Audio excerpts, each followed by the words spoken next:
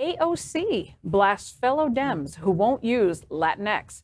But does the Latin community care? Watch this. Also, in the spirit of pride, I wanted to have a note on gender inclusivity in Spanish language. People sometimes like to make a lot of drama over the term Latinx. But even before Latinx, people were trying to do this, like, use an at to have the A and the O together. Gender is fluid, language is fluid, and I think people right now are using the E term as gender neutral in order to be as inclusive as possible.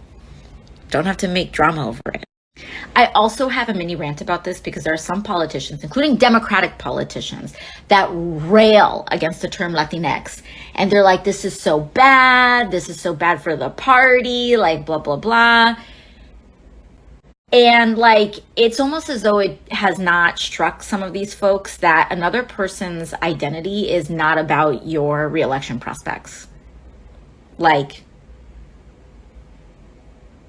this is not about you. Second of all, if putting a little X on your campaign literature is what you think is the difference between winning or losing an election, you need to talk about healthcare more. You need to raise people's wages. You need to talk about more issues that also matter to people. That being said, why are people opting for trying to use Latina over Latinx?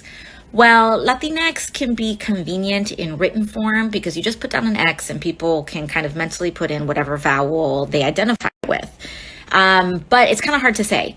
So Latine, you avoid the masculine O, you avoid the feminine A. Latine, E, is a little more neutral, so it could be more inclusive to people. For example, saying nosotres. That being said, if you don't want to use it, no one's forcing you to.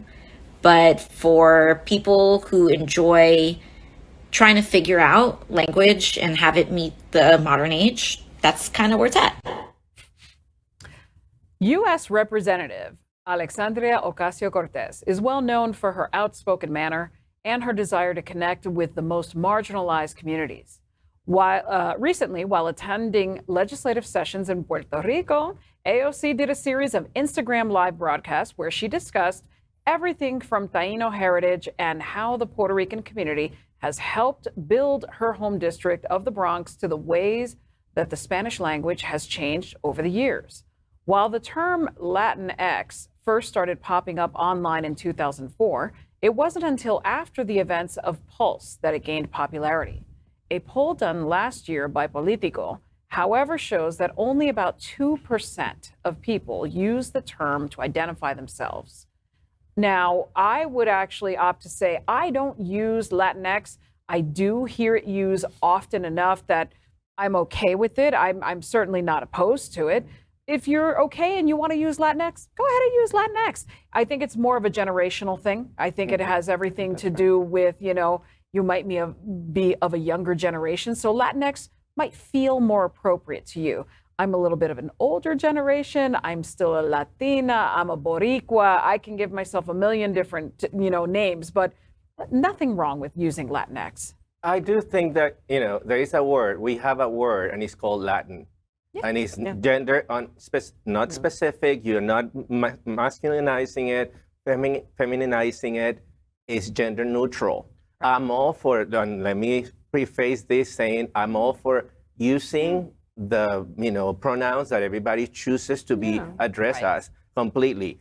It's wrong for people to ban in the workplace something just because it's not convenient to you. That I don't support. Agreed. But we have a word, it's Latin.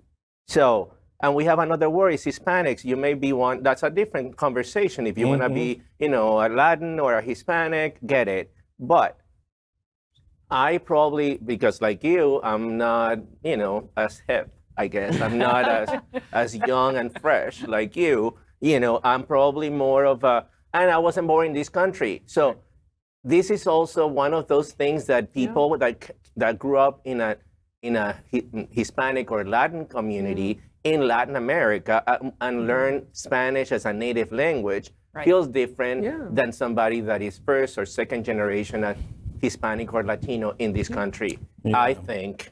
But the Spanish is a rich language with, you know, a set of rules. We do have gender, you know, conjugation. Yeah, of course we do. That's just language. I get it, yeah. But we have a word for that, it's Latin. So why are we getting into this? I mean, I admire her in many ways. Don't get me wrong. I have nothing against Alexandria Ocasio-Cortez. I think this is a battle that we need to invest our energies in other things that are more pressing for our community. This is just, if you ask the, you know, vast majority of Latinos in this country, they don't give a crap about They that. don't. And I Trust think, me, no one does. if I remember correctly, or how it struck me, was that a lot of these politicians were using it to their benefit. They were using it for the votes. They decided to pander to the audience that they thought were going to get the votes. And this happened back when the word Hispanic came about, Hispanic or Latin. And they just wanted to make sure that they were catering to that demographic for that vote, because when it came to it, Hispanic didn't come from Ronald Reagan, but he decided to call it that because he wanted the votes for those Mexican Americans who came to this country, and he wanted to pander to them. And that's just the tea. So now they want to pull back, and she's like, who cares? Just call them what they want to be called. You don't have to pander to them for the sake of the vote. Why does it affect them anyway? It doesn't 'Cause, like, affect them. You guys saying This that, is dividing. yeah, no, This because is what they're it is. younger generations, and I have heard Latinx, but most of my friends that don't are use that. Hispanic or Latino, they just say Latina, Latino, like myself. Yeah. Hispanic, Latino. It doesn't really matter that much. I mean, language is fluid. I have to say, I stan AOC in general. I like a lot of, I think she's really good at kind of processing really difficult things and putting Making them in it plain simpler. language and simpler. Yeah. And like, her point here is like, use it if you like it, and don't use it if you don't like it, Yeah. and like, No and one's be, gonna and force it. respect right people's wishes. And I think that's powerful. I mean, I think, you know, since Hispanic, like you could trace almost the origins of this, like when Hispanic Yeah. appears in the census in 1980, like there's moments where we can kind of see how different language changes over time. I like personally, I use like when I talk about myself, I say I use Latino, right? But I don't identify as a Latinx person. Right. But if I'm talking about a broader community, out of respect for people who might, I think what I'm suggesting is that one of the things that it's done, and I think everyone here has said that in one way or another, is that it's made us hyper aware of the gendered language that we use on a day-to-day basis. The way that we kind of assume things are either masculine or feminine, and it's kind of made us question these day-to-day uses of these things. And at the very least, agree with it or disagree with it, it's made us kind of think about them in different ways, in ways that might be really productive. Right, but in a language like Spanish, where we do use gender-specific words, I understand that if you don't want to, you know, say everything is first male and then rule it out and then it's female. No, I get it. But even in Latin America, Latinos or Hispanics, this is not a debate. Right. This is a debate in the United States, largely. largely in the Latino community, or, you know, or I'm sorry, I'm as progressive as it comes. I'm as liberal as it comes. It's a woke subject. It's not an issue in Latin America. This is something that they don't debate.